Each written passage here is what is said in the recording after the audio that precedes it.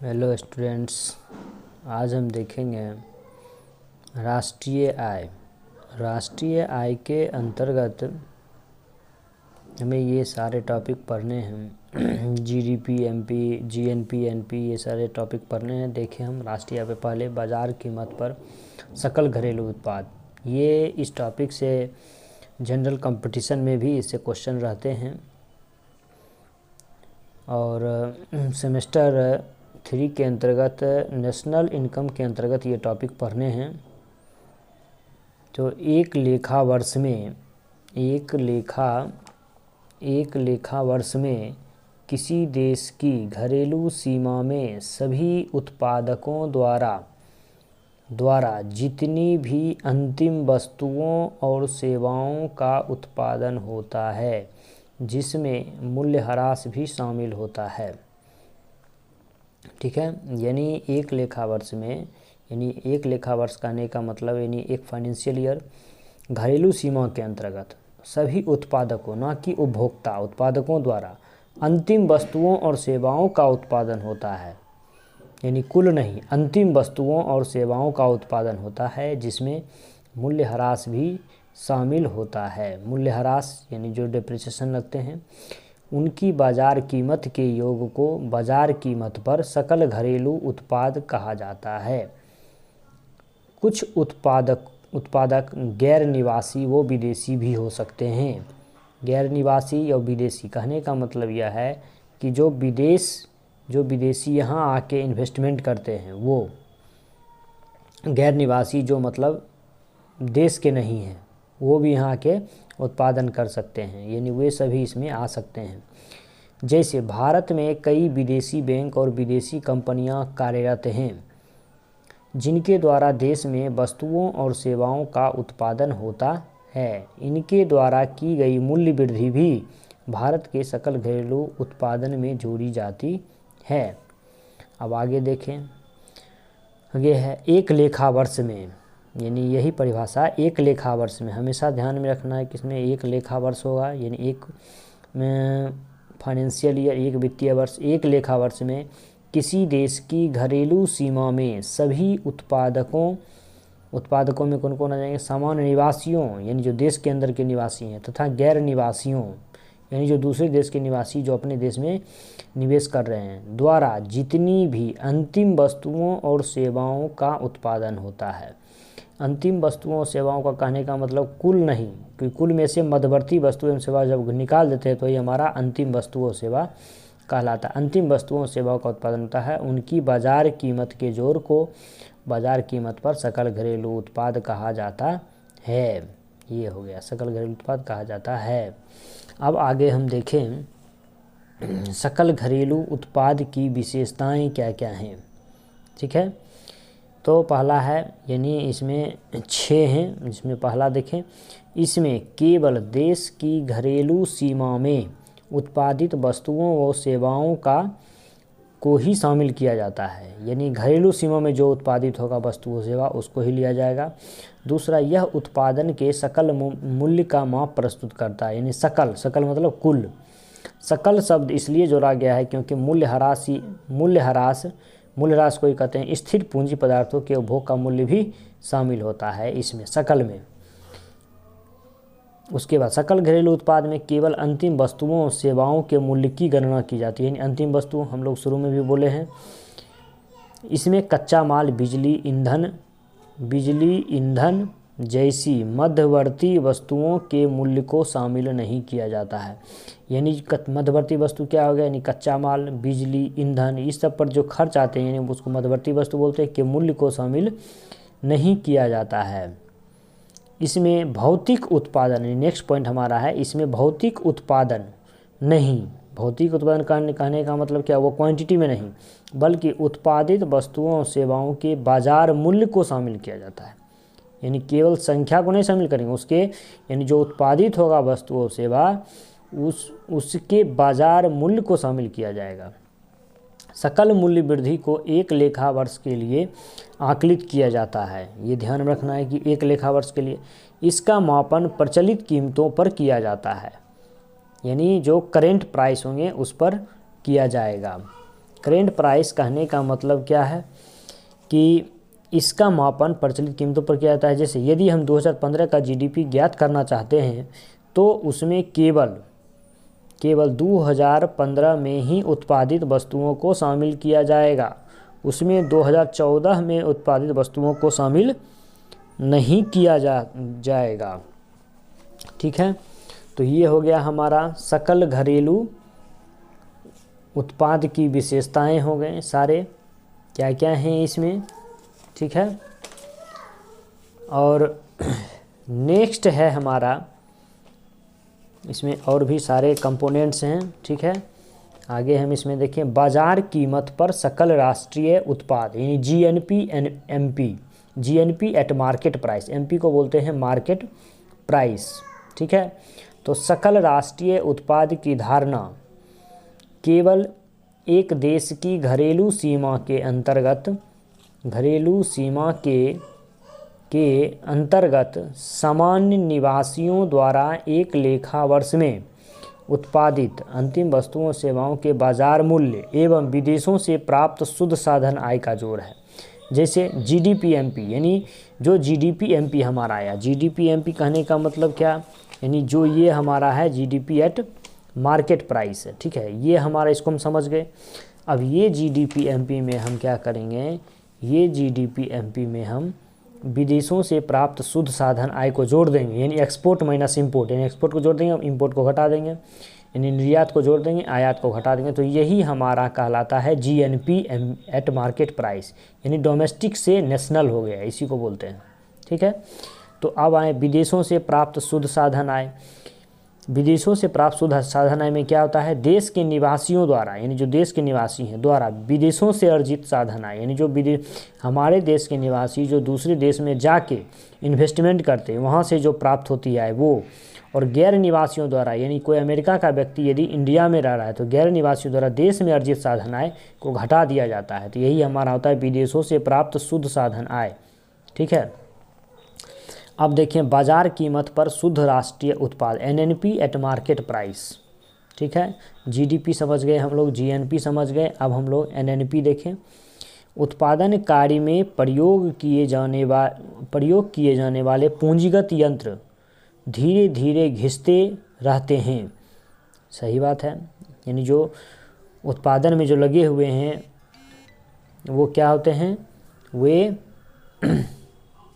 घिसते रहते हैं, प्रयोग किए जाने पूंजीगत यंत्र धीरे धीरे घिसते रहते हैं तथा कुछ मशीनें तथा यंत्र अप्रचलित हो जाते हैं, यानी पुराने हो जाते हैं। इसलिए सकल राष्ट्रीय उत्पादन का कुछ भाग घिसे तथा अप्रचलित यंत्रों को बदलने में व्यय हो जाते हैं। सही बात है, जो टूट फूट जाते हैं उस पर जो खर्च आती है वही होता है। यदि सकल राष्ट्रीय उत्पाद जीएनपी में से मूल्य ह्रास या घिसावट को घटा दें तो हमारा शुद्ध राष्ट्रीय उत्पादन प्राप्त होता है। यानी जीएनपी में, यानी जो ये जीएनपी हमारा आया, जीएनपी जो हमारा आया है एक्सपोर्ट इंपोर्ट को जोड़ के, इसी में से क्या करते हैं, घिसावट व्यय को केवल घटा देंगे तो वही हमारा net national product at market price आएगा। NNP at market price, NNP at MP, यही आएगा। यानी घिसावट व्यय को जब हम घटा देते हैं तो ग्रॉस से निकल जाता है घिसावट व्यय, वही हमारा सकल से निकल जाता है और वही हमारा शुद्ध राष्ट्रीय उत्पाद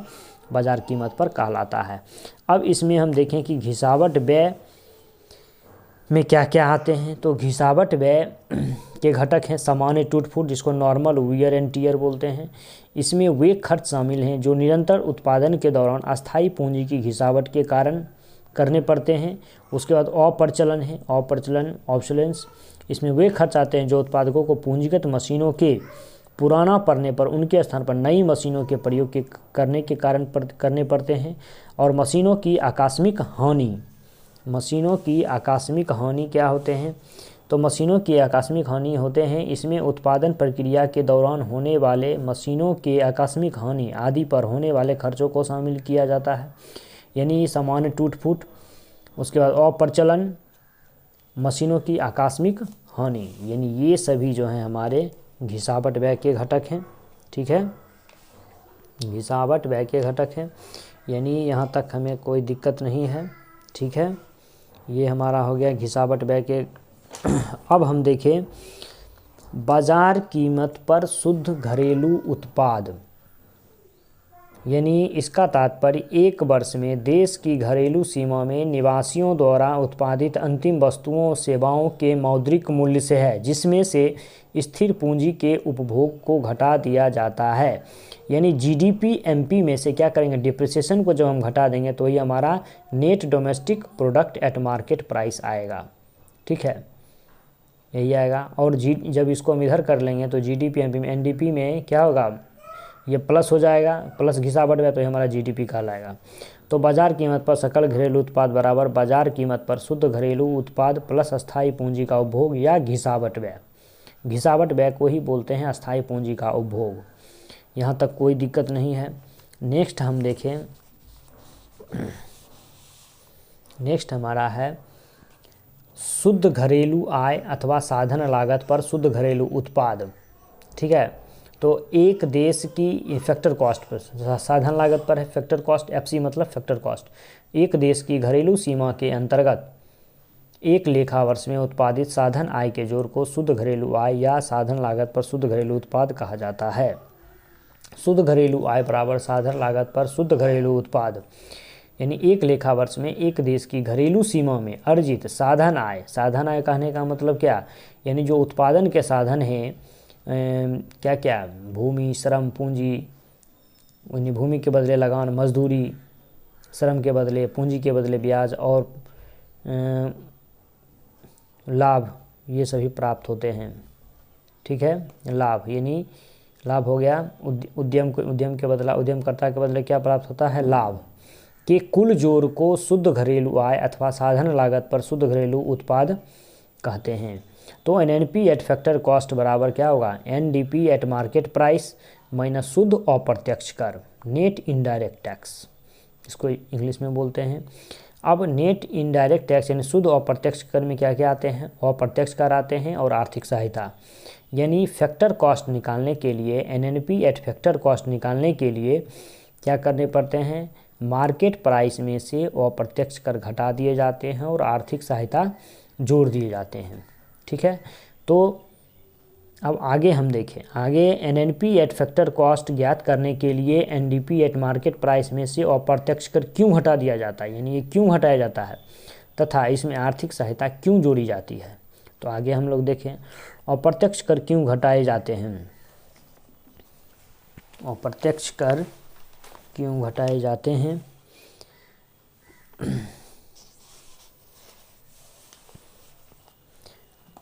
अब देखें, शुद्ध घरेलू उत्पाद की गणना करने के लिए सभी वस्तुओं एवं सेवाओं का मौद्रिक मूल्य उनकी बाजार कीमत पर ज्ञात किए जाते हैं। इन वस्तुओं सेवाओं की बाजार कीमतों में अप्रत्यक्ष कर भी शामिल होते हैं, यानी जो मार्केट प्राइस, जो वस्तु का जो मार्केट प्राइस होता है उसमें क्या होता है, उसमें हमारा इनडायरेक्ट टैक्स इंक्लूड होता है, इसलिए लिखा रहता है प्राइस में इंक्लूसिव ऑफ ऑल टैक्सेस।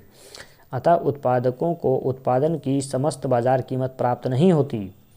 ठीक है, उत्पादकों को प्राप्त नहीं होती, बल्कि उसका एक अंश वस्तु कर सरकार को प्राप्त होता है, यानी टैक्स के रूप में देना पड़ते हैं सरकार को, जैसे जीएसटी हो गया।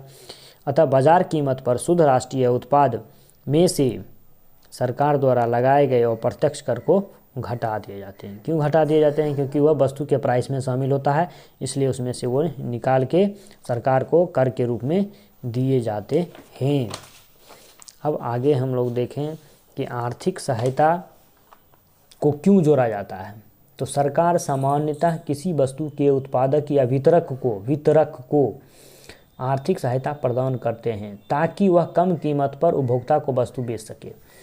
सरकार जो है उत्पादक प्रोड्यूसर को उत्पादन करने के लिए क्या करती है, सब्सिडी के रूप में हेल्प करती है, प्रमोट करती है, या डिस्ट्रीब्यूटर को प्रमोट करती है, वितरक को प्रमोट करती है ताकि वह प्रोडक्शन करे। ठीक है, कम कीमत पर, ताकि वह कम कीमत पर उपभोक्ता को वस्तु बेच सके, प्रमोट करे या प्रमोट कर उपभोक्ता को कम कीमत पर वस्तु को बेच सके। इस प्रकार साधनों को प्राप्त होने वाले बाजार कीमतों द्वारा प्रदर्शित आय से कम होती है। इसलिए वस्तुओं और सेवाओं के सही साधन लागत मूल्य को ज्ञात करने के लिए वस्तुओं और सेवाओं के बाजार मूल्य में आर्थिक सहायता की राशि जोड़ी जाती है। क्यों जोड़ी जाती है, क्योंकि सरकार जो है उत्पादक और वितरक को प्रमोट कर कम मूल्य पर उपभोक्ता को वस्तु मिल सके, इसलिए वो सब्सिडी देती है और वो सब्सिडी उसमें ऐड होती है। ठीक है, अब आगे नेक्स्ट देखिए। नेक्स्ट टॉपिक हमारा है सकल घरेलू आय अथवा साधन लागत पर सकल घरेलू उत्पाद, जीडीपी एट फैक्टर कॉस्ट। साधन लागत पर सकल घरेलू उत्पाद घरेलू सीमा में, यानी घरेलू सीमा में एक लेखा वर्ष में सामान्य निवासियों द्वारा मजदूरी, लगान, ब्याज, लाभ के रूप में अर्जित आय तथा पूंजी उपभोग मूल्य का जोड़ है, जिसे GDP at factor cost, NDP at net domestic product at factor cost plus घिसावट व्यय, यानी घिसावट व्यय जब जोड़ देंगे नेट में, एन में, तो वही हमारा ग्रॉस कहलाता है। उसी का उल्टा यहाँ पर ये हो गया। अब नेक्स्ट है साधन लागत पर शुद्ध राष्ट्रीय उत्पाद अथवा राष्ट्रीय आय। साधन लागत पर शुद्ध राष्ट्रीय उत्पाद को ही राष्ट्रीय आय कहते हैं, एनएनपी एट फैक्टर कॉस्ट को ही राष्ट्रीय आय कहते हैं। यह लगान, मजदूरी, ब्याज, लाभ के रूप में उत्पादन के साधनों को दिए जाने वाले भुगतानों को बताती है। संक्षेप में समस्त साधन भुगतानों के योग को ही राष्ट्रीय आय कहते हैं। यानी एनडीपी एट फैक्टर कॉस्ट में क्या करते हैं, net factor income from abroad, ठीक है, इसको जोड़ देते हैं, विदेश से प्राप्त शुद्ध साधन आय को जोड़ देते हैं, यही हमारा कहलाता है। साधन लागत पर शुद्ध राष्ट्रीय उत्पाद बराबर साधन लागत पर शुद्ध घरेलू उत्पाद प्लस विदेशों से शुद्ध साधन आय, यही हमारा हो गया। ठीक है, तो ये हमारा आज का जीडीपी, जीएनपी, एनएनपी, ये सारे टॉपिक ख़त्म हो गए। और सभी स्टूडेंट्स लोग इसे सब्सक्राइब ज़रूर करें, लाइक ज़रूर करें, शेयर ज़रूर करें। नेशनल इनकम के जितने भी कंपोनेंट्स थे वे सारे हमारे इसमें कंप्लीट हुए। नेक्स्ट वीडियो में हम लोग राष्ट्रीय ये क्या बोलते हैं, निजी आय, उसके बाद व्यक्तिगत आय और व्यक्तिगत उपभोग योग्य आय के बारे में हम लोग चर्चा करेंगे। और इसी तरह राष्ट्रीय आय से जुड़े सारे कंपोनेंट्स समाप्त होंगे।